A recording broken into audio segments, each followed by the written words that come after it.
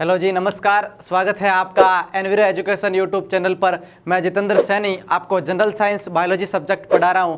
आज मैं आपके लिए लेके आया हूं बहुत ही धमाकेदार और इंटरेस्टिंग टॉपिक जिसका नाम है विटामिन। देखो, ये बहुत ही लेवल का टॉपिक माना जाता है बायोलॉजी से रिलेटेड, क्योंकि हर एक एग्जाम के अंदर, चाहे वो ह्यूमन सिस्टम की बात कर ली जाए, चाहे वो किसी प्रकार के डिजीज़ की बात कर ली जाए, चाहे किसी प्रकार के पादपों से उत्पादित पदार्थ या उत्पादित रसायनों की बात की जाए, या अन्य प्रकार के केमिकल रिएक्शन की बात की जाए, तो सबके अंदर विटामिन जो रोल अदा करते हैं वो ह्यूमन बॉडी के लिए बहुत आवश्यक है। तो पहले तो हम बात करते हैं कि विटामिन होता क्या है। देखो, विटामिन कोई एक ऐसा या सर्वाधिक मात्रा में पाए जाने वाले कोई तत्व नहीं होते। याद रखना, विटामिन अपना शारीरिक निर्माण के अंदर महत्वपूर्ण और प्रत्यक्ष रोल कभी अदा नहीं करते। अब यह प्रत्यक्ष रोल का मतलब क्या है कि विटामिन की कमी से नॉर्मल डिजीज हो सकती है, उसकी वजह से यह नहीं होगा कि अपनी शारीरिक वृद्धि, शारीरिक विकास और शारीरिक उद्यमशीलता नष्ट हो जाएगी। उसकी कमी से पर्टिकुलर कोई एक डिजीज हो जाएगा और वो उसका द्योतक रहेगा। याद रखना, विटामिन जो है वो बहुत ही सूक्ष्म मात्रा में पाए जाने वाले तत्व होते हैं। अगर वो अपने शरीर के अंदर पाए जाए तो अपने शरीर का शारीरिक संगठन बहुत ही उच्च लेवल का हो जाता है, जिसकी वजह से शारीरिक विकास की गति बढ़ती ही जाती है। तो पहले हम बात करते हैं अपना जो आज का मेन टॉपिक है, विटामिन। देखो, विटामिन के बारे में आपने जो छोटी क्लासों में, स्कूल लेवल या कॉलेज लेवल में जो पढ़ा है, उनको छोड़कर कंपटीशन लेवल में अगर जाएं तो विटामिन के ऊपर क्या क्वेश्चन पूछे जाते हैं। देखें, विटामिन के ऊपर 3-4 क्वेश्चन फिक्स्ड होते हैं। कोई भी एक विटामिन है, उसका साइंटिफिक नेम बोल दो या उसे साइंस की भाषा में क्या कहते हैं, उसका नाम क्या है, वो अलग अलग क्वेश्चन घुमा के पूछा जाता है कि विटामिन बी क्या नाम है, ए का क्या नाम है, डी का एंड ऑल। तो उनका एक तो साइंटिफिक नेम पता होना चाहिए या उनको साइंस की भाषा में क्या कहते हैं वो पता होना चाहिए।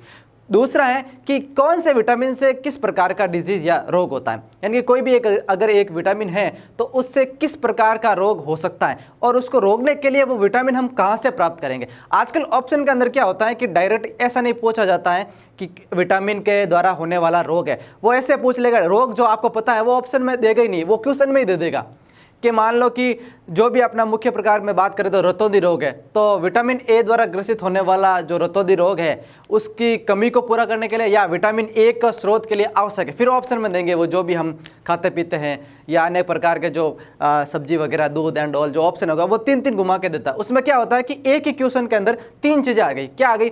एक तो आ गया विटामिन ए का रोग कौन सा होता है, रतौंधी। दूसरा आ गया उनका स्रोत, और तीसरा अगर नहीं होगा तो क्या होगा। ये 3 चीजें आ गई तो क्वेश्चन 1 बना, कंसेप्ट और सिलेबस को 3 को कवर कर लिया। आजकल ऐसे क्वेश्चन आना आवश्यक हो गए।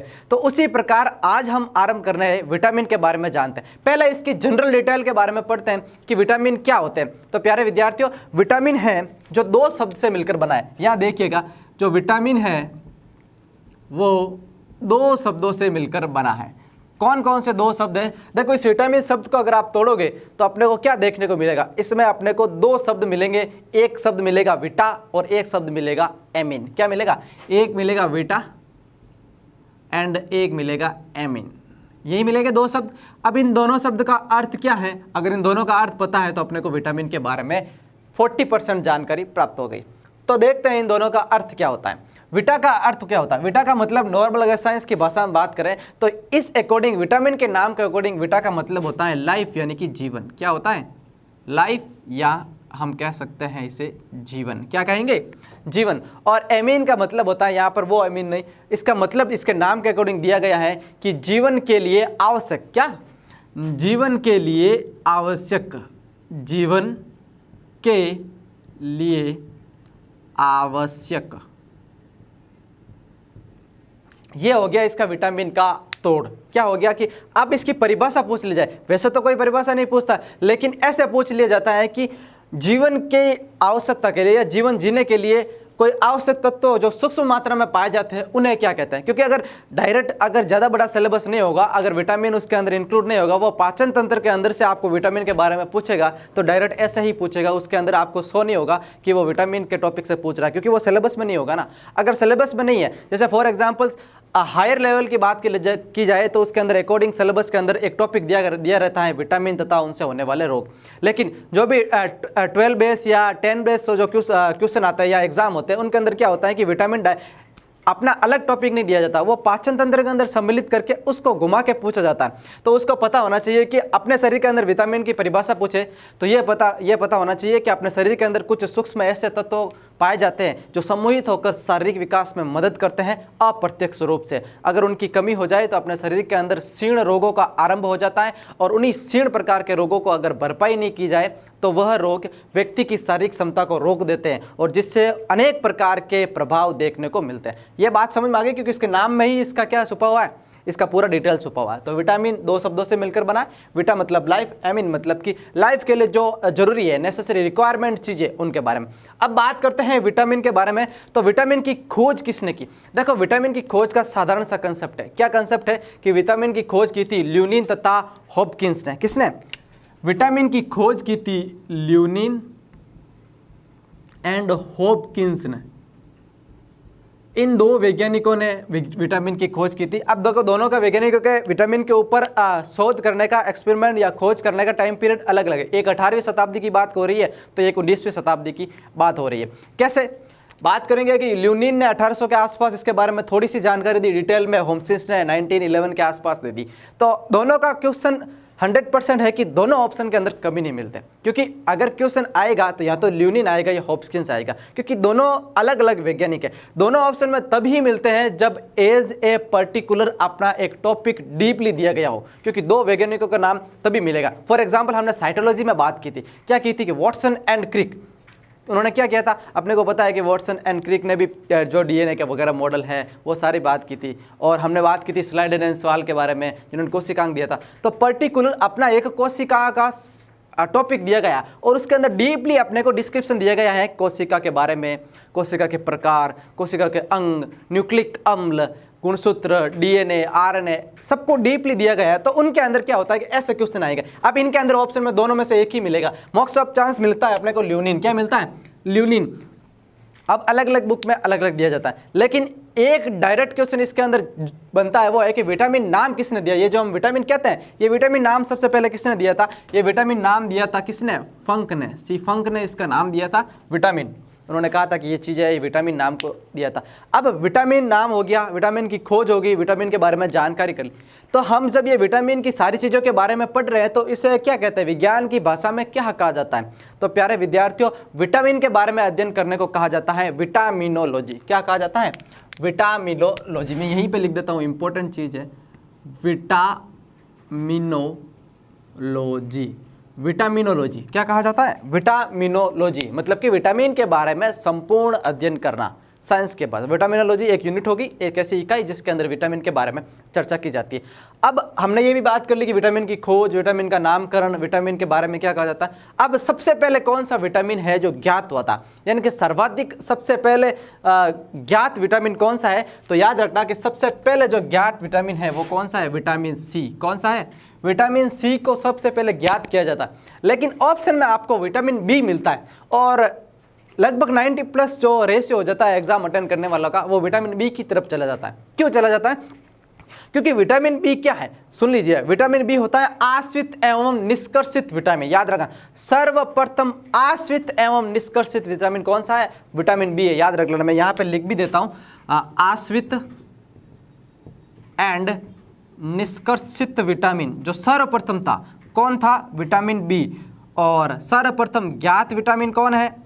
Vitamin C. इन दोनों के अंदर कंफ्यूज नहीं होना है। ऑप्शन में क्या दे रखा है, ऊपर क्वेश्चन में क्या पूछ रहा है, किसके बारे में जानकारी ज़्यादा मिल रही है, वो सारी डिटेल पता होनी चाहिए। मैक्सिमम चांसेस के अंदर नॉर्मल क्वेश्चन यही बनता है, सर्वप्रथम ज्ञात विटामिन है तो सी राइट है। सर्वप्रथम आश्रित विटामिन है तो पूरा क्वेश्चन पढ़िएगा, आश्रित निष्कर्षित विटामिन तो विटामिन बी होता है। ठीक है, अब हमने विटामिन के ज्ञात के बारे में बात कर ली। अब विटामिन कितने टाइप के हो सकते हैं, अलग अलग चांसेस में अलग अलग पढ़ा जाएगा।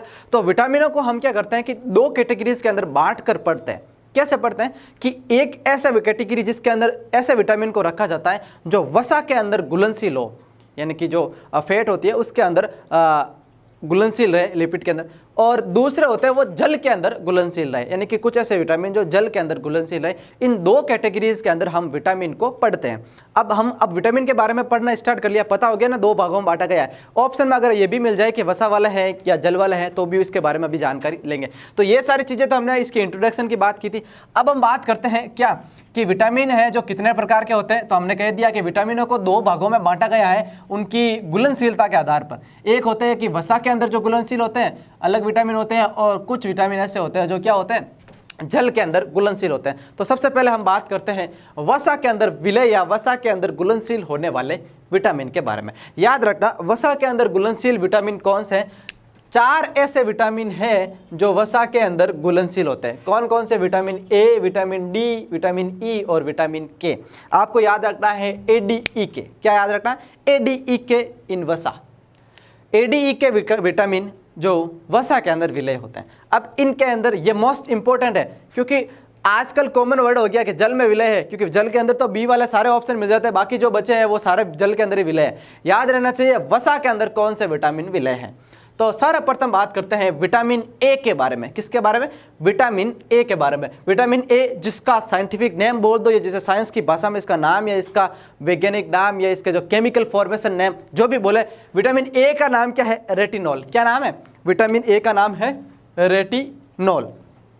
अब ये विटामिन ए है, याद रखना कि इसके सामने मैंने लिखा है रेटिनॉल। ये इसका संश्लेषित नाम बोल सकता है, केमिकल नाम या रासायनिक प्रक्रिया द्वारा उत्पन्न भाग का नाम, ये रेटिनॉल। अब ये जो चीज़ें लिखी है ये सामने, ये है इसका स्रोत। स्रोत मतलब कि हम ये इसको कहाँ से प्राप्त कर सकते हैं, ये इसका कार्य है, यानी कि इसका क्या कार्य करता है, और ये इसके रोग यानी कि डिसीज, यानी कि इसके कमी से होने वाले रोग, ये 4 चीज़ें हम पढ़ने वाले हैं। तो विटामिन ए जिसे क्या कहा जाता है? रेटिनॉल कहा जाता है। रेटिनॉल किससे प्राप्त होता है?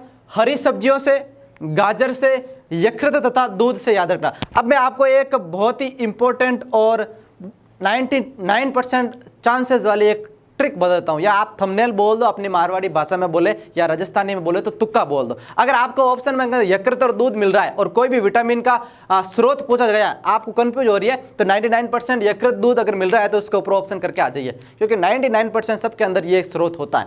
याद रखना, अगर ये ऑप्शन में मिल रहा है तो, अगर ये ऑप्शन में नहीं है तो फिर बात अलग है। अगर ये ऑप्शन में है और उसका मेन स्रोत भी रहेगा तो दोनों ऑप्शन के टकराव हो जाएगा और क्वेश्चन अलग या साइड या डिलीट होने की संभावना हो जाती है। तो अगर आपको कन्फ्यूजन हो कि विटामिन का स्रोत कौन सा है, पता नहीं चल रहा है, अगर यकृत और स्रोत आपने को मिल रहा है ऑप्शन के अंदर, उसके ऊपर जाइए आप, वो आपके सही होगा। अगर फिर भी सही नहीं होगा तो उसके ऊपर कुछ ना कुछ प्रक्रिया होगी, लेकिन वो सही रहेगा। तो विटामिन ए, रेटिनॉल, स्रोत कौन सा है? हरी सब्जी, गाजर, यकृत, दूध। ठीक है। अब ये कार्य क्या करता है? अपनी बॉडी के अंदर ये दृष्टि वर्णक का निर्माण करता है। दृष्टि मतलब देखने का जो वर्णक होता है, पिगमेंट, जो दृष्टि वर्णक का क्या करता है? विटामिन ए है जो अपने शरीर के अंदर निर्माण करता है। अगर ये दृष्टि वर्णक का निर्माण नहीं हो, यानी कि विटामिन ए अपनी बॉडी के अंदर बने नहीं या प्राप्त नहीं हो, तो क्या हो जाता है कि अपने शरीर के अंदर रतौंधी रोग व जीरोप्थेल्मिया रोग हो जाता है। अब दोनों रोगों के बारे में आपने बहुत बार पढ़ा भी है, मैं वापस आपके सामने बता देता हूं कि रतौंधी रोग क्या होता है? अंधेरे के अंदर दृष्टि का कमजोर होना, ऐसे समझ लीजिए कि रात को दिखाई नहीं देता है, अंधेरे में दिखाई नहीं देता है एंड ऑल। और दूसरा होता है जीरोप्थेल्मिया। ये क्या होता है? ये होता है जिसे बोलते हैं शुष्क नेत्र। शुष्क नेत्र मतलब कि नेत्र के अंदर पाया जाने वाला द्रव्य सूख जाता है, आंखें है जो शुष्क हो जाती है, इन्हें शुष्क नेत्र रोग भी कहा जाता है, जो किसकी वजह से होता है? विटामिन ए की कमी से होता है। अपना दूसरा वसा में विलय विटामिन है वो है डी, कैल्सीफेरॉल। कौन सा विटामिन? Calciferol disease. अब ये कैल्सीफेरॉल डिजीज विटामिन डी को कहा जाता है। विटामिन डी का वैज्ञानिक नाम भी कह सकते हैं, संश्लेषित नाम या केमिकल नाम। विटामिन डी कहाँ से प्राप्त होता है? मछली से प्राप्त होता है, दूध से प्राप्त होता है, लेकिन सर्वाधिक मात्रा में प्राप्त होता है अपने को प्रकाश की उपस्थिति में। किसकी?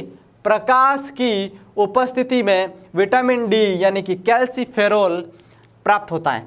प्रकाश की उपस्थिति में विटामिन डी प्राप्त होता है। अब ये कार्य क्या करता है? ये कैल्शियम आयनों का क्या करता है? अवशोषण करता है। कैल्शियम आयनों का अपने शरीर के अंदर अवशोषण करता है। अब आप ये कैल्शियम आयन अपने शरीर के अंदर क्या कार्य करते हैं? तो कैल्शियम आयन अपने शरीर के अंदर अस्थि यानी कि हड्डियों के निर्माण के लिए कार्य करते हैं। तो एज हम कह सकते हैं कि डायरेक्टली फॉर्म में ये क्या करता है? विटामिन डी अपनी हड्डियों को मजबूती प्रदान करता है, क्योंकि कैल्शियम आयन रहेंगे पर्याप्त मात्रा में तो हड्डियाँ क्या रहेगी? मजबूत रहेगी। अगर ये क्या विटामिन डी अपने बॉडी के अंदर नहीं हो या बॉडी के अंदर प्राप्त नहीं हो रहा, मिल नहीं रहा है, हम उसे ले नहीं पा रहे हैं, तो अपने अंदर रिकेट्स डिजीज हो जाती है, जिसे कहते हैं कि बच्चों के अंदर हड्डियों का कमजोर हो जाना, भंगुर हो जाना एंड ऑल। ठीक है, रिकेट्स रोग पता है, हड्डियों से संबंधित रोग है, विटामिन डी की कमी से होने वाला रोग है। फिर अपना वसा के अंदर विलय वाला तीसरा विटामिन। तीसरा विटामिन कौन सा है, वो विटामिन है ई, विटामिन ई। विटामिन ई को क्या कहा जाता है, उसे कहा जाता है टिकोफेरोल। क्या कहा जाता है, टिकोफेरोल। याद रह जाएगा, सबसे पहले ए की बात की थी रेटिनॉल, सबसे पहले फिर डी की बात की थी कैल्सीफेरोल, और अब बात कर रहे हैं टिकोफेरोल, ई की। टिकोफेरोल हमें कहाँ से प्राप्त होता है, हरी पत्तियों से, गेहूं के अंकुर के तेल से और यकृत और दूध से। याद रह जाएगा, गेहूं के अंकुर के तेल से, यकृत दूध से और हरी पत्तियों से अपने को विटामिन ई टिकोफेरोल प्राप्त होता है। अब ये टिकोफेरोल अपनी बॉडी के अंदर क्या कार्य करता है, टिकोफेरोल जो विटामिन है अपने शरीर के अंदर एंटीऑक्सीडेंट का कार्य करता है। एंटीऑक्सीडेंट मतलब असंतृप्त वसा के अपचयन के कार्य के लिए कार्य करता है। अब एंटीऑक्सीडेंट अगर ये विटामिन ई अपनी बॉडी के अंदर नहीं हो तो व्यक्ति बांझ हो जाता है, यानी कि उसके अंदर बांझपन आ जाता है या अंग घात हो जाता है, उसकी कोई ना कोई एक अंग या एक ऑर्गन है वो क्या हो जाता है, प्रभावित हो जाता है, घात हो जाता है या काम करना बंद कर देता है। ठीक है, तो ये किसकी वजह से, विटामिन ई की वजह से होता है। अब वसा के अंदर विलय अपना चौथा और अंतिम विटामिन है, वो है विटामिन के, जिसे कहा जाता है नेप्थोक्विनिन। क्या कहा जाता है, नेप्थोक्विनिन। किसे कहा जाता है, विटामिन के को। क्या है, वसा के अंदर विलय होने वाला विटामिन है, चौथा विलय। अब ये कहाँ से प्राप्त होता है, याद रखना, विटामिन के नेप्थोक्विनिन अपने को जीवाणु संश्लेषित यानी कि संश्लेषित जो जीवाणु होते हैं उनसे प्राप्त होता है, अपनी आंत्र और हरी पत्तियों से प्राप्त होता है। अपनी आंत होती है उसके अंदर से और हरी पत्तियों से भी अपने को प्राप्त होता है। क्या प्राप्त होता है, विटामिन के है क्या, वसा के अंदर विलय। क्या नाम है, नेप्थोक्विनिन नाम है। कार्य क्या करता है, याद रखना, यह प्रोथ्रोम्बिन का निर्माण करता है या रुधिर का थक्का बनाने में मदद करता है। तो जाहिर सी बात है कि अगर प्रोथ्रोम्बिन का निर्माण करता है, रुधिर का थक्का बनाने में मदद करता है, अगर ये विटामिन के अपनी बॉडी के अंदर नहीं मिले पर्याप्त रूप में तो रुधिर स्त्राव या रुधिर का थक्का बनाने की प्रक्रिया क्या हो जाएगी, प्रभावित हो जाएगी, रुधिर का थक्का क्लॉटिंग नहीं बनेगी। पता चल गया। तो ये मुख्य 4 प्रकार के जो हार्मोन थे वो वसा के अंदर विलय होने वाले हार्मोन थे। अब इसके अलावा जो भी बचे हैं वो क्या है, जल के अंदर विलय। याद रखने का तरीका मैंने कहा था 4 याद कर लो, बाकी जो भी मिले ऑप्शन के अंदर वो सारे क्या है, जल के अंदर विलय। तो याद रह जाएगा विटामिन ए डी ई के, ए डी ई के कौन सा है, वसा के अंदर विलय। इसके अलावा जो भी मिलेगा वो सारे क्या है, जल के अंदर विलय। ठीक है, अब बात करते हैं हम जल के अंदर विलय होने वाले विटामिन के बारे में। तो जल के अंदर विलय होने वाले विटामिन के बारे में पहले विटामिन बी से रिलेटेड सारी बात कर लेते हैं। विटामिन बी कितने टाइप का होता है, vitamin B, B1, B2, B3, B6 और B12। कितने हो गए, 2, 2, 4, 2, 6। तो 6 प्रकार के जो विटामिन बी के भाग हैं उनके बारे में हम चर्चा कर लेते हैं। अब देखो विटामिन बी जिसे क्या कहा जाता है, उसे कहा जाता है निकोटिनिक अम्ल। क्या कहा जाता है, निकोटिनिक अम्ल। किसे कहा जाता है, विटामिन बी को। विटामिन बी कौन सा है, जल के अंदर विलय है। हम बात कर रहे हैं जल के अंदर विलय होने वाले विटामिन के बारे में। तो अपने पास क्या है, विटामिन बी जिसे क्या कहा जाता है, निकोटिनिक अम्ल। अब ये कहाँ से प्राप्त होता है, याद रखना, ये साबुत अन्न, यकृत और यीस्ट दूध से प्राप्त होता है। कहाँ से प्राप्त होता है, यह साबुत अन्न, यकृत और यीस्ट एंड दूध से प्राप्त होता है। याद रखना, साबुत अन्न, यकृत, यीस्ट एंड दूध से अपने को प्राप्त होता है। विटामिन बी निकोटिनिक अम्ल कार्य क्या करता है, याद रखना, ये अपने शरीर के अंदर NAD और NADP का भाग बना देता है। अब ये NAD और NADP क्या होती है, NAD और NADP का मतलब है निकोटिनेमाइड। इसकी मैं लिख देता हूँ यहाँ पे, इसकी full form nicotinamide adenosine dinucleotide. Nicotinamide adenosine dinucleotide, ये किसकी फुल फॉर्म है, NAD की। और ये क्या बनाता है, विटामिन बी है जो NAD और NADP का भाग बनाता है। NAD का मतलब है निकोटिनामाइड एडेनोसिन डाई न्यूक्लियोटाइड और NADP की फुल फॉर्म है nicotinamide adenosine dinucleotide phosphate. याद रह जाएगा, उसका भाग। अब देखो विटामिन बी जिसे हम कहते हैं निकोटिनिक अम्ल, ये क्या करता है, ये अगर अपने बॉडी के अंदर पर्याप्त मात्रा में मिले नहीं, प्राप्त नहीं हो तो पेलेग्रा डिजीज हो जाती है। क्या हो जाती है, पेलेग्रा डिजीज हो जाती है। अब बात करते हैं अपना मोस्ट इंपॉर्टेंट है, वो है थायमिन। थायमिन मतलब कि विटामिन बी फर्स्ट। कौन सा है, जल में विलय का दूसरा विटामिन है, विटामिन बी फर्स्ट। थायमिन जिसे कहा जाता है, ये क्या करता है, ये अपने को प्राप्त होता है पित्तक, दूध और यकृत से। किससे प्राप्त होता है, पित्तक, दूध और यकृत से अपने को प्राप्त होता है विटामिन बी फर्स्ट, जिसका नाम है, जिसे हम थायमिन कहते हैं। और ये अपने शरीर के अंदर क्या कार्य करता है, ये सहायक एंजाइम TPP का निर्माण करता है। सहायक एंजाइम TPP कैसे, थायमिन पायरोफॉस्फेट। याद रखना, सहायक एंजाइम टीपीपी यानी कि थायमिन पायरोफॉस्फेट, यहाँ पे भी इसका लिख देता हूँ, thiamine pyrophosphate TPP. Vitamin B first जो प्राप्त होता है पित्तक, दूध और यकृत से, क्या कार्य करता है, सहायक एंजाइम थायमिन पायरोफॉस्फेट के निर्माण को प्रेरित करता है, और अगर ये नहीं हो तो अपने शरीर के अंदर बेरी बेरी रोग हो जाता है। ठीक है, अब बात करेंगे अपना दूसरा विटामिन बी2 जो जल में विलय वाला तीसरा विटामिन है। याद रखना, हम बात करें जल में विलय की, पहला था बी, दूसरा था बी फर्स्ट, तीसरा है बी2 जिसे बोला जाता है राइबोफ्लेविन। याद रखना, राइबोफ्लेविन। अब राइबोफ्लेविन नाम से पता चलता है, राइबोफ्लेविन मतलब कि कहाँ से मिलेगा, दूध, पित्तक, यकृत, यीस्ट। क्या कार्य करता है, वर्दी, शारीरिक वृद्धि का कार्य करता है। किसकी वृद्धि का, शारीरिक वृद्धि का कार्य करता है। याद रखना, पूरी बॉडी के मैनेजमेंट का कार्य करता है, हेल्प करेगा। पहले ही हमने विटामिन की बात की थी कि डायरेक्टली कभी रोल नहीं करते हैं, अप्रत्यक्ष रूप से मदद करते हैं। तो ये राइबोफ्लेविन विटामिन बी2 जिसे कहा जाता है, कहाँ से मिलता है, दूध, पित्तक, यकृत और यीस्ट से हमें प्राप्त होता है, और ये शारीरिक वृद्धि काम करता है और FAD का भाग बनाता है। अब मान लो FAD क्या होता है प्यारे विद्यार्थियों, FAD मतलब कि फ्लेविन एडेनिन डाइन्यूक्लियोटाइड। क्या होता है, फ्लेविन एडेनिन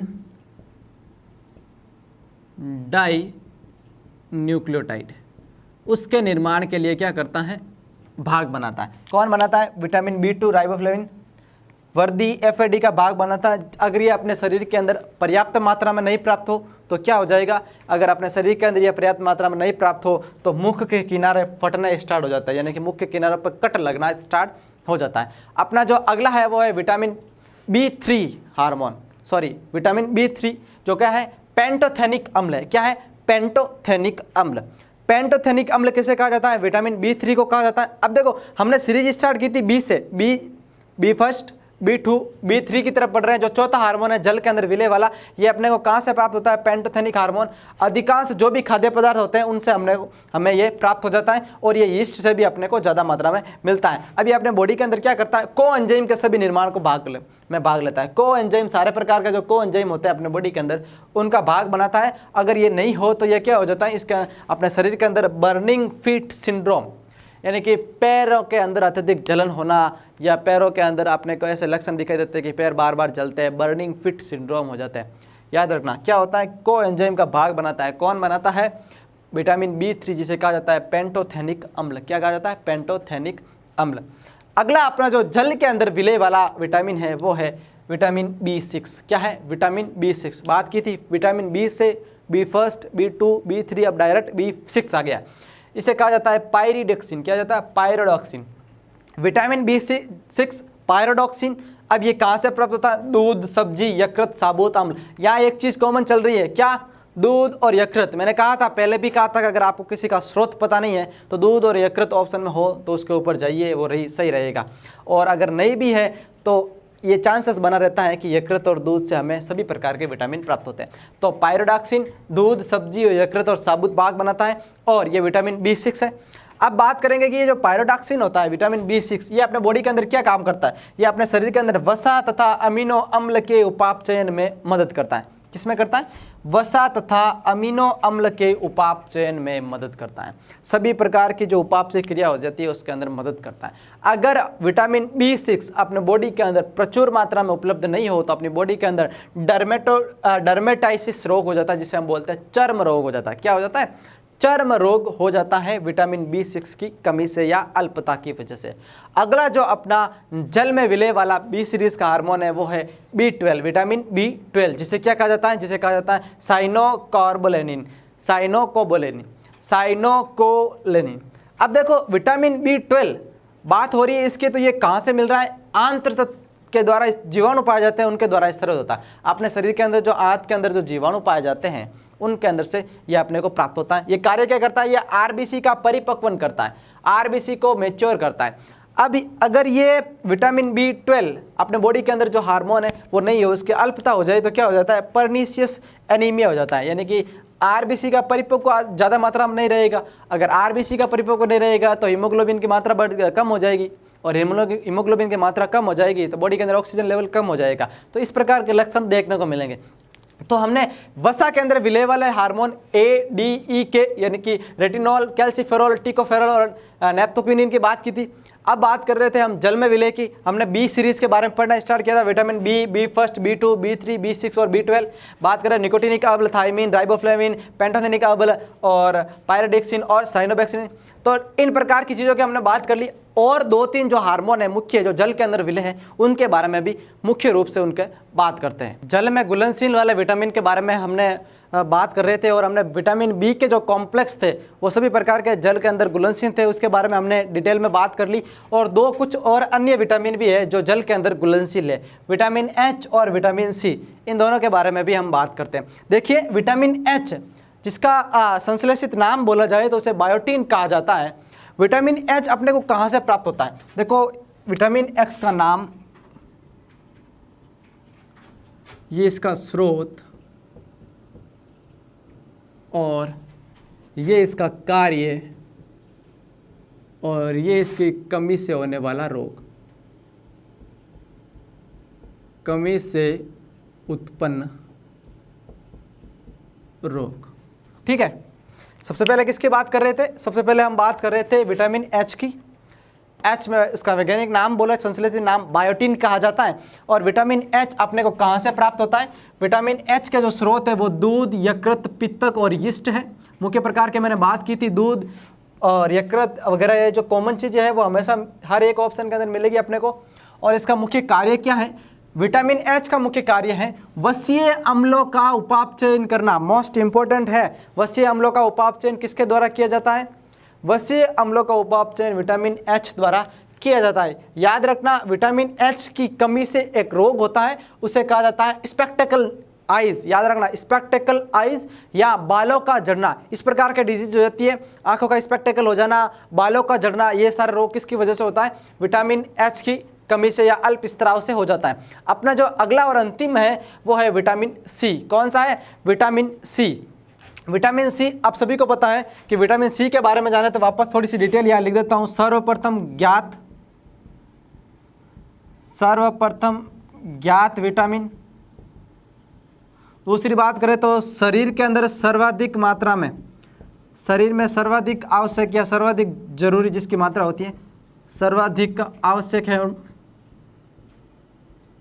सर्वाधिक आवश्यक विटामिन। और की बात की जाए तो ये शरीर के अंदर निर्मित नहीं होता है। मुख्य प्रकार के सभी प्रकार के जो विटामिन होते हैं वो शरीर के अंदर नहीं बनते, केवल और केवल विटामिन के एंड डी को छोड़कर, विटामिन के एंड डी को छोड़कर सभी प्रकार के जो विटामिन है उनका शारीरिक संश्लेषण शरीर के अंदर नहीं होता है, शारीरिक संश्लेषण नहीं होता है, केवल इन दो का ही होता है। याद रखना, विटामिन के और डी का संश्लेषण शरीर के अंदर हो जाता है और ये जल के अंदर घुलनशील है विटामिन सी। तो बात कर रहे थे विटामिन सी की, सर्वप्रथम ज्ञात विटामिन भी यही है, शरीर के अंदर सर्वाधिक आवश्यकता भी इसी की होती है। इसे कहा जाता है एस्कॉर्बिक अम्ल। क्या कहा जाता है? एस्कॉर्बिक अम्ल। किसे कहा जाता है? विटामिन सी को कहा जाता है। अब यह प्राप्त कहाँ से होता है अपने को? ये अपने को प्राप्त होता है नींबू वंश के फल, टमाटर एंड आंवला से। नींबू वंश के जो भी फल है, टमाटर, आंवला वगैरह, उन सब से अपने को क्या प्राप्त होता है? विटामिन सी प्राप्त होता है, जिसे एस्कॉर्बिक एसिड भी कहा जाता है। ये अपने शरीर के अंदर क्या कार्य करता है? एस्कॉर्बिक अम्ल अपने शरीर के अंदर कोलेजनों का संश्लेषण करता है, यानी कि एंटीऑक्सीडेंट का कार्य करता है। कोलेजन संश्लेषण का कार्य करता है, एंटीऑक्सीडेंट का मुख्य रूप से कार्य करता है। अब अगर ये अपने शरीर के अंदर नहीं हो, इसकी मात्रा अल्प हो जाए, विटामिन सी की, एस्कॉर्बिक एसिड की हम बात कर रहे हैं, तो उसकी वजह से अपने शरीर के अंदर स्कर्वी रोग हो जाता है, यानी कि मसलों के अंदर से अपने को क्या हो जाता है? खून आना शुरू हो जाता है। इंपॉर्टेंट है विटामिन सी, इसके बारे में डिटेल में पढ़ना होगा और इसके अंदर से क्वेश्चन भी आएंगे क्योंकि सर्वाधिक मात्रा में इसी की जरूरत होती है। कुछ और विटामिन के बारे में डिटेल में थोड़ी सी बातें की थी, उसको रिवाइज कर लेते हैं। एक याद रखना, विटामिन जो ई होता है, कौन सा? Vitamin E. विटामिन ई को ब्यूटी विटामिन कहा जाता है, ब्यूटी विटामिन कहा जाता है। शारीरिक सौंदर्यता के लिए उत्तरदायी होता है विटामिन ई। कौन सा? विटामिन ई ब्यूटी विटामिन कहा जाता है। विटामिन सी जल के अंदर घुलनशील होता है। विटामिन डी एंड के वो क्या होता है? शारीरिक संगठन इनका शरीर के अंदर बनता है, बाकी सभी बाहर से मिलते हैं। तो इस प्रकार आज हमने संपूर्ण प्रकार के जो विटामिन थे उनको डिस्क्रिप्शन के दौर पर बात की, उनके इंट्रोडक्शन की बात की, उसकी खोज की बात की थी, उसके नामकरण को लेकर हमने बात की, कौन कौन से विटामिन कौन सा कार्य करता है, उनका स्रोत, उनसे होने वाले रोग, और जल के अंदर घुलनशील और वसा के अंदर घुलनशील, इन सभी विटामिन के बारे में हमने डिटेल में डिस्कस किया है। आप इस वीडियो को हमारी जो पूरे लेक्चर सीरीज चल रही है एनवीरा एजुकेशन की प्लेलिस्ट में जाकर उन सभी को अपने साथियों के साथ जरूर शेयर कीजिएगा। आप उत्साहवर्धक रहिए, आप ही के उत्साह से हमें प्रेरणा मिलती है और हमारी जो टीम काम कर रही है उसके साथ सहयोग बनाए रखें। हमारे चैनल को सब्सक्राइब करें, लाइक करें, कमेंट करें, शेयर करिए। Thank you.